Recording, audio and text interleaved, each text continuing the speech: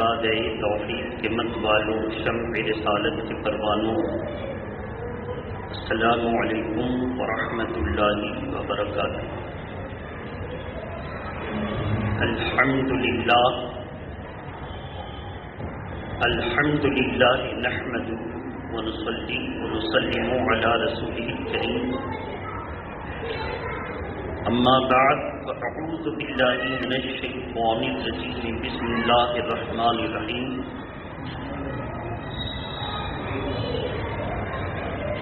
یا نساء النبی لستن كأحد من النساء، وقال اللہ تبارک وتعالی فی القرآن المجید، وقرنا فی بیوتکن ولا تبرجن تبرج الجاہلیۃ الاولی واقمنا الصلاۃ وآتینا الزکاۃ واطعنا اللہ ورسولہ، صدق اللہ العلی العظیم وبلغنا رسولہ النبی الامین المتین الکریم۔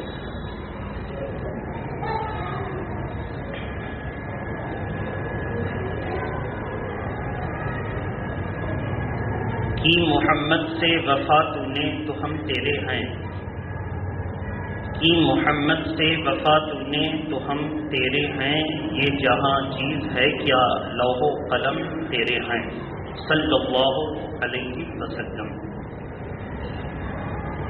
اور منظور ہے اس بزم میں اصلاح مفاسد، منظور ہے اس بزم میں اصلاح مفاسد، نشتر جو لگاتا ہے وہ دشمن نہیں ہوتا، اور نہ ہم سیاہی کے ہیں دشمن، نہ سفیدی کے ہیں دوست، نہ سیاہی کے ہیں دشمن، نہ سفیدی کے ہیں دوست، آئینہ دکھانا ہے دکھاتے ہیں ہم۔ عزیزان ملت اسلامیہ، آج کی اس محفل محبت میں سرکار دو عالم نور مجسم صلی اللہ تعالی علیہ وآلہ وسلم نے جو سنت مستقیمہ قائم فرمائی تھی، اسی روش پر عمل کرتے ہوئے پوری دنیا کے امام جمعہ کے دن اپنی قوم سے خطاب کرنے میں اللہ کا حکم، رسول اللہ کا حکم، اللہ کے بندے اور رسول اللہ کی امت تک پہنچانے کا فریضہ انجام دیتے ہیں۔ یاد رہے، اگر دشمنان اسلام میں سے کوئی کھڑا ہو اور وہ کہے کہ ہم آزاد ہیں، ہم اپنی طبیعت سے کریں گے جو من میں آئے گا کریں گے، آپ کو کوئی حکم لگانے کی ضرورت نہیں ہے، تو اس کا جواب یہ ہے کہ جتنے علماء جو حکم پیش کرتے ہیں وہ ان کا اپنا نہیں ہوتا، وہ اللہ اور اس کا رسول کا ہوتا ہے، جس کا آپ کلمہ پڑھتے ہیں اور جن کی پیروی ہمارے اور آپ کے لیے نجات ہے۔ تو آپ صاف لفظوں میں ایسے دشمن کو کہہ دیجئے کہ پابندیاں تو تم لگاتے ہو کہ کیا کھائیں گے، کیسا لباس پہنیں گے، کس حیثیت سے رہیں گے، کہ پابندیاں تم لگاتے ہو۔ ہم مذہب اسلام والے پابندیاں نہیں لگاتے ہیں، ہمارے یہاں جو اللہ کا دیا ہوا نظام قانون ہے، قرآن اور حدیث، ہم لوگ محبت کے ساتھ اس پر عمل کرتے ہیں۔ ہاں، ہر کس و ناکس قرآن اور حدیث کو نہیں پڑھتا، تو ہماری مسجدوں کے منبر سے حضور صلی اللہ تعالی وسلم کی سنت پر عمل کرتے ہوئے اللہ اور اس کے رسول کا پیغام عام لوگوں تک پہنچایا جاتا ہے، اور جو بھی کہا جاتا ہے وہ ریفرنس قرآن اور حدیث کا ہوتا ہے۔ تو ہم اللہ اور اس کے رسول کے حکم کے تابعدار ہیں، ہم کسی کے تابعدار نہیں ہیں۔ اب ان تمام باتوں کے بعد ہم یہ کہیں گے کہ آپ کے اوپر کوئی قانون نافذ نہیں کر سکتا، ہم خود کوشش کریں کہ اللہ اور اس کے رسول کا قانون اپنی زندگی میں شامل کریں۔ جب ہماری کوشش ہوگی کہ ہم قانون شریعت کو اپنی زندگی میں خود شامل کریں گے تو کوئی مائی کا لال آپ کے مذہب پر کیچڑ اچھالتے ہوئے یہ نہ کہے گا کہ تم قانون کی پابندیاں کیوں لگاتے ہو، آزاد پیدا ہوا آزاد رہیں گے۔ آپ کہیں گے آزاد ہیں، کسی نے پابندی نہیں لگائی، ہم کو جس نے پیدا کیا ہے ہم اس کے قانون کے پابند ہیں، یہی ہماری آزادی ہے۔ محبت کے ساتھ آج کی گفتگو سماعت کرنی ہے۔ آج عنوان ہے میرا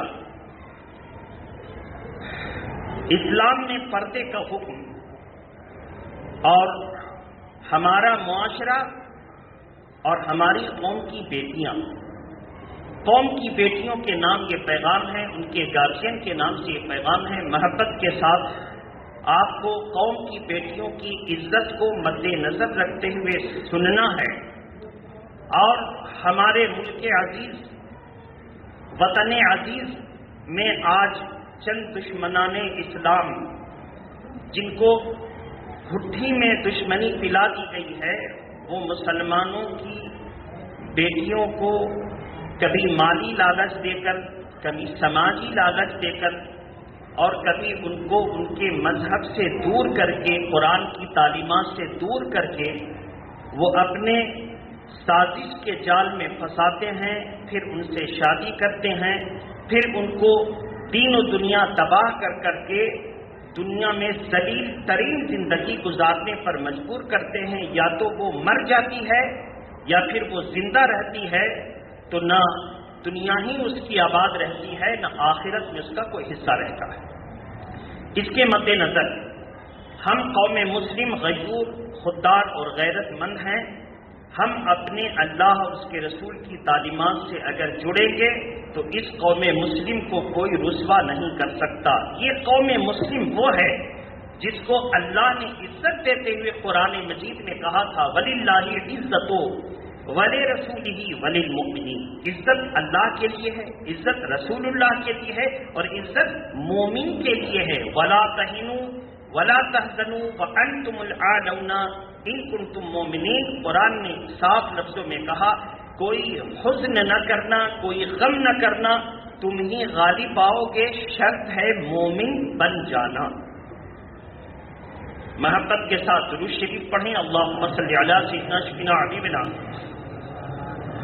مولانا محمد الجود والکرم وآلہ واصحابہ وبارک وسلم۔ صلاۃ و سلام علیکہ یا رسول اللہ صلی اللہ تعالی علیہ وسلم۔ میرے محترم، پہلے اللہ کا قانون سن لیجیے۔ اللہ تعالیٰ قرآن مجید میں ارشاد فرماتا ہے یا ایھا الذین آمنوا لا تتخذوا بطانۃ من دونکم لا یألونکم خبالا ودوا ما عنتم۔ قرآن مجید کا ارشاد ہے، اللہ تعالیٰ اپنے بندوں سے فرماتا ہے کہ اے میرے بندے،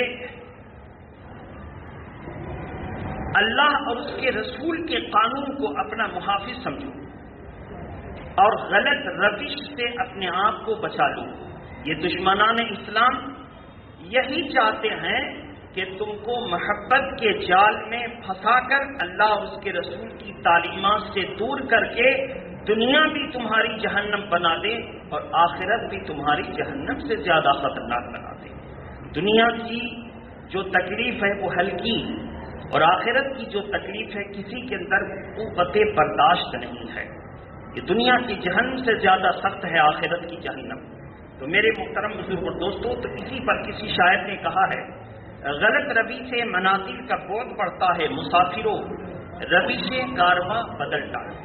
آج جو ہمارا طور طریقہ ہے، ہم جس بے راہ روی کے شکار ہیں، اگر ہم نے آج اپنی اصلاح نہ کی تو اور بھیانک نتائج سامنے آنے والے ہیں۔ جگہ جگہ کے تمہیں تھک چکے ہیں ہنگامے، موب لنچنگ آپ کو سب کو معلوم ہے، یہ ہنگامہ ہی تو ہے۔ قوم کی بیٹیوں کو ذلیل کیا جا رہا ہے، نہ جانے کون کون سی تنظیمیں اور کمیٹی بنا کر کے مسلمان بچیوں کو غیر مسلم بنایا جا رہا ہے۔ شادی کی آڑ میں حکومت بھی جس کی سرپرستی کرتی ہو، اس قوم کا انجام کیا ہو سکتا ہے۔ اس ماحول میں آپ یہ سمجھیں، جگہ جگہ کے تمہیں تھک چکے ہیں ہنگامے، نشاط لذت خواب گراں بدل ڈالو، نشاط لذت خواب گراں بدل ڈالو، اور اگر ایسا ہو گیا تو انشاءاللہ۔ بہرحال لکھنے والے نے لکھا ہے، بہت محبت سے لکھا ہے، مسلم دنیا کے لیے نہایت حیرتناک، عبرتناک اور شرمناک بات ہے کہ ان کے ناک کے نیچے سے ان کی بچیاں، بیٹیاں، بہنیں اچک لی جا رہی ہیں اور امت بے پرواہ اپنی مستی میں مست ہے۔ بیٹیاں والدین کا فخر اور بھائی کی ناز ہوا کرتی ہیں، لیکن آج حال یہ ہے کہ امت کی یہی بیٹیاں اور بہنیں والدین اور بھائیوں کے ناز کو خاک میں ملا کر اغیار کی حوث کا نشانہ بن رہی ہیں۔ کبھی سوچا ہے کہ آخر ایسا کیوں ہو رہا ہے؟ ادیان عالم کے سب سے بہترین دین اسلام کو چھوڑ کر ایک مسلم لڑکی کفر پر راضی اور کفار کے طریقوں کو کیسے پسند کر رہی ہے؟ ایک مسلم لڑکی کفر پر راضی کیسے ہو رہی ہے اور کفار کے طریقے کو کیسے پسند کر رہی ہے؟ تو ایسی صورت میں اس کے اسباب میں سے لکھتے ہیں کہ اس میں ماحول کا بھی کچھ اثر ہے، والدین کی پرورش کا بھی کچھ اثر ہے اور تربیت کا بھی اثر ہے۔ قرآن نے تو کہا تھا لا يتخذ المؤمنون الکافرین اولیاء بعضهم اولیاء بعض۔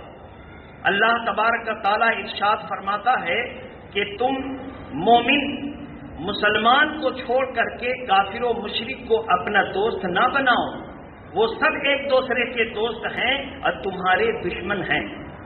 آج جب دیکھیے مسلمانوں پر حملہ ہوتا ہے تو یہودی، نصرانی اور یہ مشرک سب ایک ہو جاتے ہیں اور مسلمان تنہا تنہا ہوتا ہے۔ تو قرآن نے یہی کہا لا يتخذ المؤمنون الکافرین، اے مسلمانوں تم کسی کافر کو اپنا دوست نہ بناؤ۔ جب دوست نہ بنانے کا حکم ہے تو کسی کافر سے دوستی کرنا، پھر ان کو اپنے ساتھ گھر لے کر آنا، پھر ان کو اپنے گھر میں سب سے تعارف کروانا، پھر ان کو کہنا کہ ہمارے گھر ہی کی طرح ہیں، ہمارے بھائی کی طرح ہیں، پھر وہ ہمدردی، جھوٹی ہمدردی، کوئی بیمار پڑ گیا تو جھوٹی ہمدردی دکھا کر کے ہاسپٹل لے کر دوڑ رہا ہے، شادی کا موقع آیا جھوٹی ہمدردی دکھا کر کے بہت محنت سے کام کر رہا ہے، اور نتیجہ کیا کہ یہ محنت کرنے کے بعد پھر وہ بہن یا کوئی رشتہ دار لڑکی سے رشتہ کرتا، ناطہ کرتا اور پھر اس کو لے کر کے اڑتا ہے۔ بہت ساری مثالیں آپ کو مل جائیں گی۔ اس لیے اللہ نے جب کہہ دیا کہ کافروں مشرکوں سے اپنا ناطہ نہ بڑھاؤ، تمہارے وہ کبھی دوست نہیں ہو سکتے، تو جب قرآن نے کہا وہ ہمارے کبھی دوست نہیں ہو سکتے اور ہم ان کو اپنا دوست سمجھ رہے ہیں، تو قرآن جو مجاز دے رہا ہے اس کو ہم نے نہ مانا، ہم نے دنیا کی مجاز کو قبول کیا۔ تو جو اللہ کا قانون نہ مانے اور اس پر نہ چلے، جب مصیبت آئے گی تو اللہ اس کو بچائے گا، ظاہر ہے۔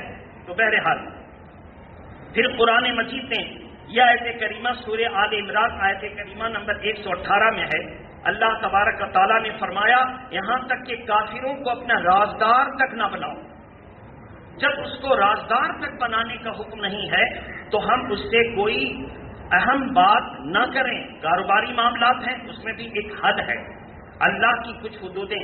اللہ کے پیارے نبی عیسائیوں سے بھی کاروبار کا حکم دیا تھا، مشرکوں سے بھی کاروبار کا حکم دیا تھا، یہودیوں سے بھی کاروبار کا حکم دیا تھا، لیکن کاروبار کے باوجود جب ایک مسلمان باندی لوٹی کافروں کی دکان پر سامان لینے کے لیے گئی اور کافر نے اس کو بے عزت کیا، تو ایک مسلمان لونڈی کی عزت بچانے کے لیے اپنی جان دے دی اور اس کی عزت بچا لی، اور دنیا والے کو بتا دیا کہ ہم کاروبار کر سکتے ہیں لیکن عزت پر حملہ برداشت نہیں کر سکتے، عزت پر حملہ برداشت نہیں کر سکتے۔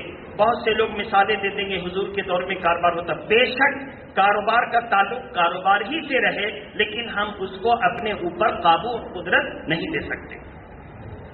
درود شریف پڑھیں، اللہم صلی علی سیدنا شفیع حبیبنا مولانا محمد وآلہ واصحابہ وبارک وسلم، صلاۃ و سلام علیک یا رسول اللہ۔ 12 نمبر 22 سورہ احزاب آیت کریمہ نمبر 33، اللہ تعالیٰ ارشاد فرماتا ہے وَقَرْنَا فِي بُيُوتِكُنَّ وَلَا تَبَرَّجْنَا تَبَرُّجَ الْجَاهِلِيَّةِ الْأُولَىٰ۔ اللہ کا قانون یہ کہتا ہے کہ اے مسلمان کی عورتوں اور اے نبیوں کی بیویوں کی معرفت سے سننے والے کوئی، ان کی معرفت سے، نبی کی بیویوں کی معرفت سے سننے والے، ہر مسلمہ عورت کو قرآن نے کہا اپنے گھروں میں ٹھہری رہو، بن سور کر اپنے آپ کو سوار سجا کر باہر نہ نکلو، اپنے گھر میں رہو، نماز کو قائم کرو، زکوٰۃ ادا کرو اور اللہ اور اس کے رسول کی اطاعت کرو۔ جب اللہ نے یہ پیغام دیا کہ اللہ اور اس کے رسول کی اطاعت کرو، آج ہمارا سماج کدھر جا رہا ہے؟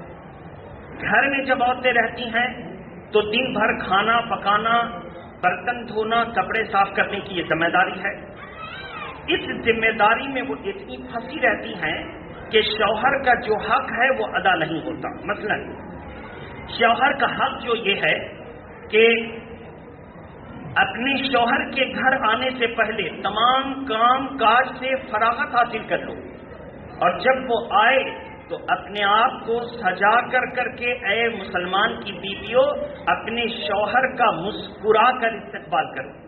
اب جب ایک عورت اپنے گھر کے کام کاج کو شوہر کے ٹائم ٹیبل کے مطابق ذرا پہلے سمیٹ لے اور اپنے آپ کو نہا دھو کر سجا کر، اور جب وہ آئے تو مسکرا کر پیش آئے، پھر اس کا سامان دے دے، پھر اس کو پانی کو پوچھے، پھر اس کو چائے کے لیے کہے، پھر اس کے نہانے کا انتظام کرے، پھر اس کا کپڑا بدل دے، اب بتائیے جب ایک عورت اپنے شوہر کے ساتھ اس محبت کے ساتھ پیش آئے گی تو شوہر کو یہ لگے گا یہ عورت میرا پورا جو ہے انتظام رکھتی ہے، اور یہی قانون قرآن نے دیا تھا۔ لیکن آج ہماری عورتوں کا یہ حال ہے کہ دن بھر کام کاج میں ایسی مشغول ہو گئیں کہ شوہر کا کوئی خیال نہیں، نہ ان کے لیے سنور سکتی ہیں نہ ان کے لیے سج سکتی ہیں۔ نتیجہ یہ نکلا شوہر کی توجہ بہتر سے بہتر کی تلاش میں باہر چلی گئی اور یہ عورت اس کی توجہ سے دور ہوتی چلی گئی۔ نتیجہ یہ نکلا گھر میں ایک سرد جنگ جاری ہے، محسوس نہیں ہوتا۔ میرے محترم بزرگ اور دوستو، اگر یہی عورتیں اللہ کے قانون پر عمل کرتے ہوئے یہ ایسا کر لیتی اور پھر شوہر کو بھی ایسا نہ چھوڑا کہ آزاد چھوڑ دیا۔ اللہ کے پیارے نبی نے غریب صحابی سے پوچھا تم سفر سے آ رہے ہو، بتاؤ تم اپنے اہل خانہ کے لیے کیا لے جا رہے ہو؟ کہا یا رسول اللہ میں چھوٹی موٹی مزدوری کرتا ہوں، پیسے زیادہ نہیں بچتے، ضرورت کی چیزیں تو ہیں لیکن کوئی تحفے کی شکل میں چیز نہیں ہے۔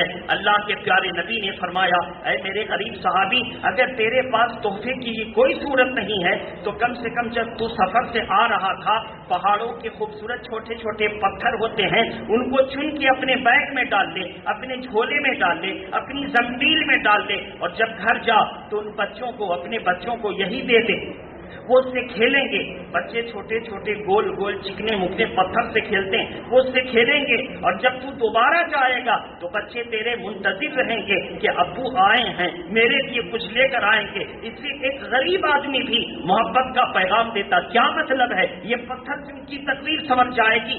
مطلب یہ ہے یہ شوہر باہر تھا تو اپنے گھر سے بے خبر نہیں تھا بلکہ اپنے بال بچوں کی فکر تھی، کچھ نہیں تھا اس کے پاس پیسہ، بے فکری تھی کہ وہ پتھر کو چن کر لا رہا ہے، جب چن رہا تھا تو بچوں کی فکر تھی، جب لے کر آ رہا تھا تو بچوں کی فکر تھی۔ تو مرد کو بھی بتا دیا گیا تم اپنے اہل خانہ سے بے خبر نہ ہونا، ان کی ضرورت کی فکر کرنا، اور عورت کو بھی کہہ دیا گیا جب تیرا شوہر آئے تو بن سور کر کے استقبال کرنا، وہ باہر سے رنگینیوں کو دیکھ کر کے آ رہا ہے، اور جب تو بن سور کر کے پیش ہوگی تو دنیا کی محبت ختم ہو جائے گی اور بیوی سے محبت منسلک ہو جائے۔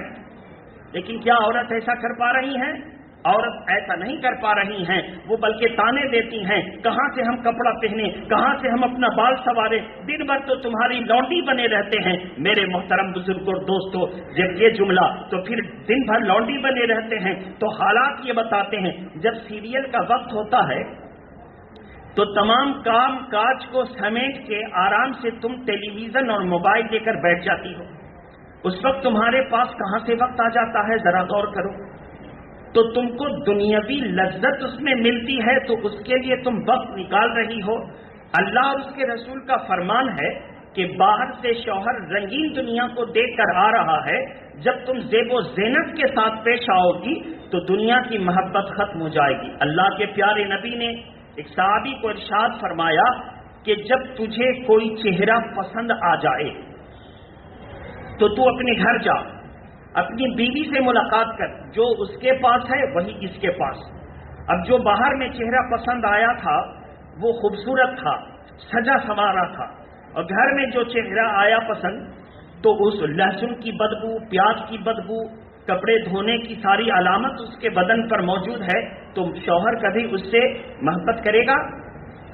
وہ کہے گا کہ تم تو ایسے ہی گمار بنی رہتی ہو۔ نتیجہ یہ نکلے گا کہ وہ باہر کی دنیا میں گم ہوگا، اور جب گم ہونے سے پہلے ہماری عورتوں کو فکر نہیں، اور جب گم ہو جاتا ہے تو رونا دھونا پسارتی ہیں کہ شوہر بدل گیا، مزاج بدل گئے، طبیعت بدل گئی، نظریہ بدل گیا۔ قرآن نے تو کہا تھا کہ اس کے نظریہ کو مت بدلنے دو۔ اگر ہماری عورتیں قرآن پر عمل کر لیتی، وَقَرْنَ فِي بُيُوتِكُنَّ وَلَا تَبَرَّجْنَ تَبَرُّجَ الْجَاهِلِيَّةِ الْأُولَىٰ، جاہلیت کے زمانے میں جو عورتیں شوہروں کے لیے نہیں سجتی تھیں بلکہ باہر والوں کے لیے سجتی تھیں، آج آپ کا سماج یہ ہے کہ کوئی کہہ دے کہ شادی میں جانا ہے، 2 گھنٹہ کم سے کم عورتوں کو سجنے میں لگے گا۔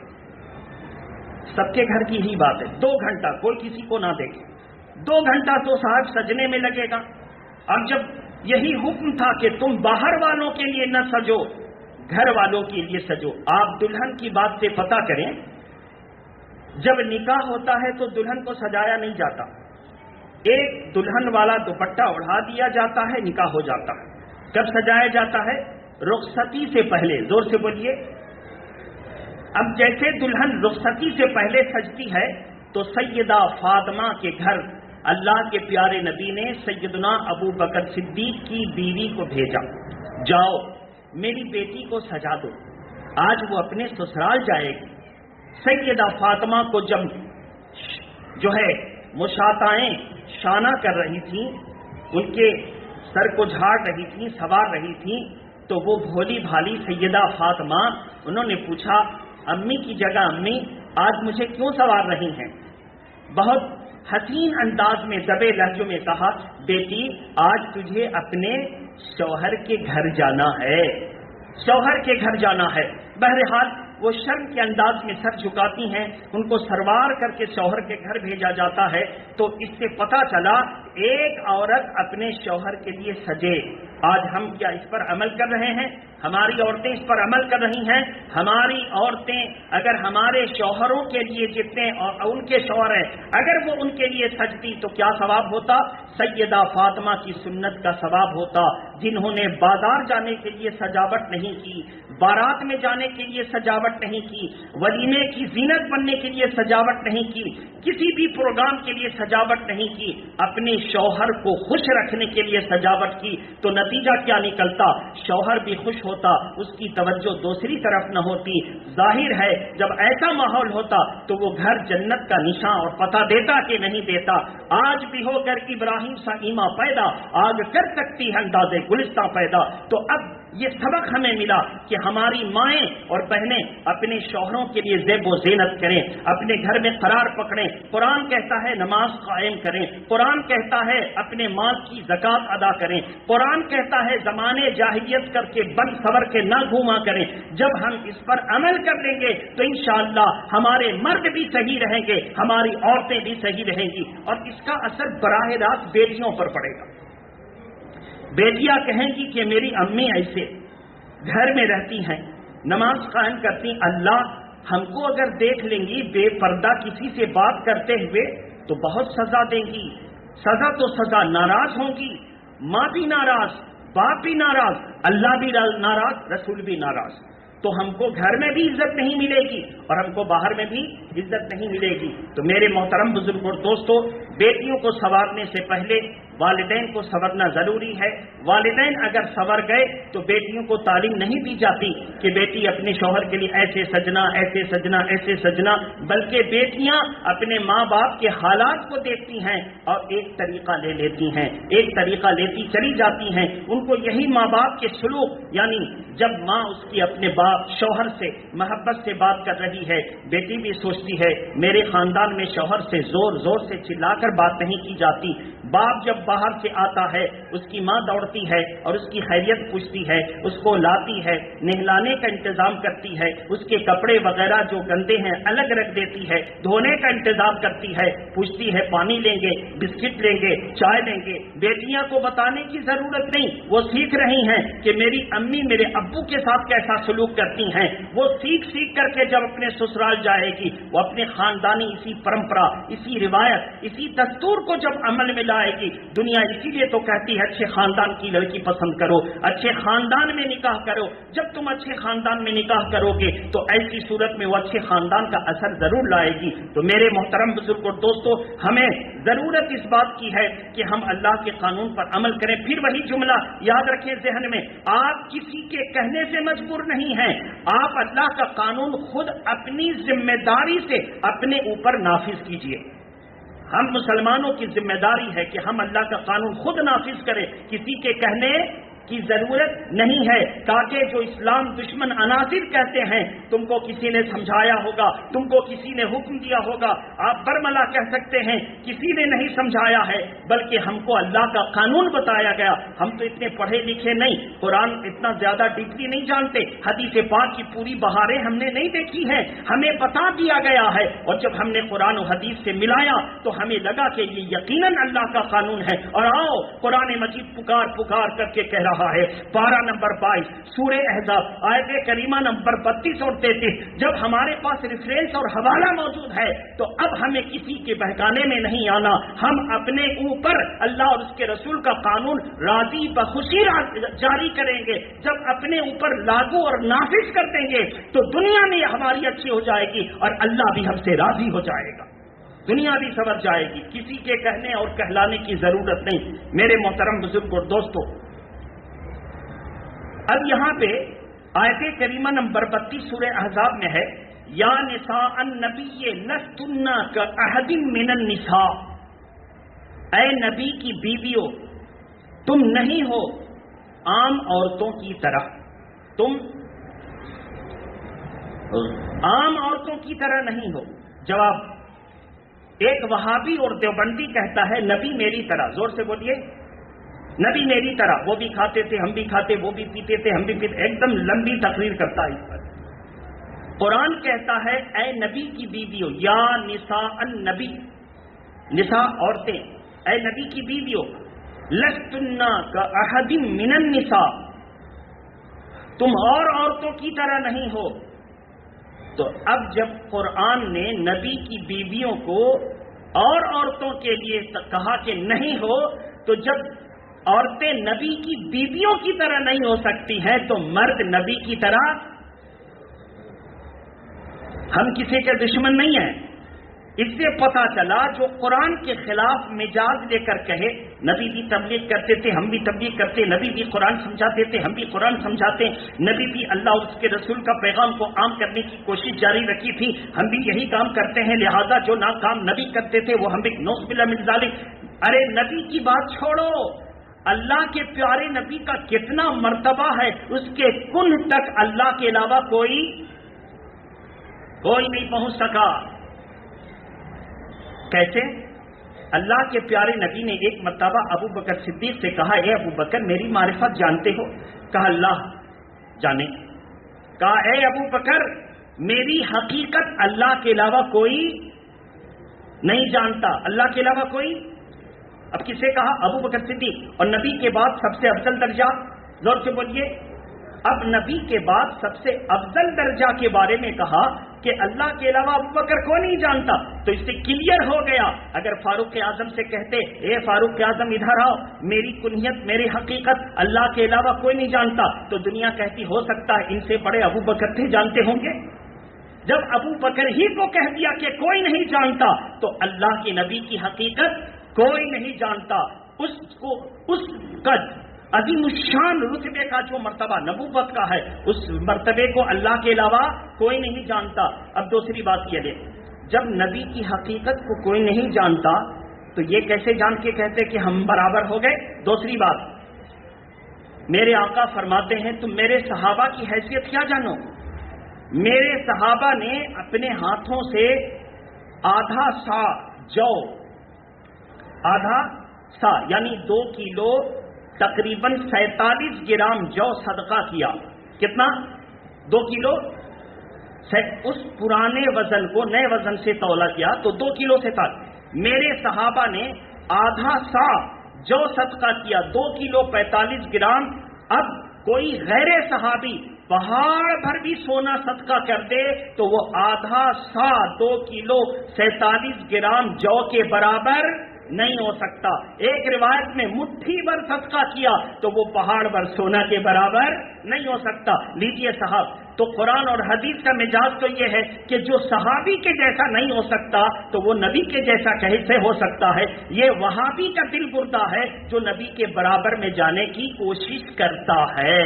اس سے پتہ چلا کہ ہم کو مشرکین سے بھی بچنا ہے، وہابیوں سے بھی بچنا ہے، دیوبندیوں سے بھی بچنا ہے کہ اللہ یہی چاہتا ہے کہ مسلمانوں کا نکاح مسلمانوں سے ہو، مسلمانوں کا ماحول مسلمانوں میں رہے. کسی بد مذہب نہ ہم اللہ کے گستاخ سے رابطہ کریں، نہ رسول اللہ کے گستاخ سے رابطہ کریں. ہمارا تعلق جب ایسا مضبوط ہو جائے گا تو رب کی رحمت خود قریب آ جائے گی اور اپنے بندے کو مصیبت کے وقت بچا لے گی. لیکن ہم اللہ کے فرمان کا لحاظ نہ رکھیں تو مصیبت میں اللہ کی رحمت کہاں لحاظ رکھے؟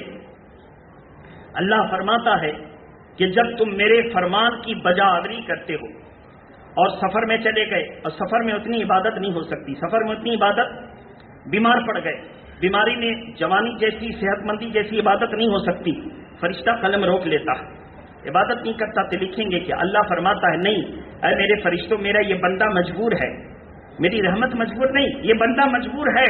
جیسے یہ گھر میں رہتا تھا اور جم کر عبادت کرتا تھا، جیسے یہ صحت مند تھا اور جم کر عبادت کرتا، سفر اور بیماری میں بھی ویسے ہی لکھو.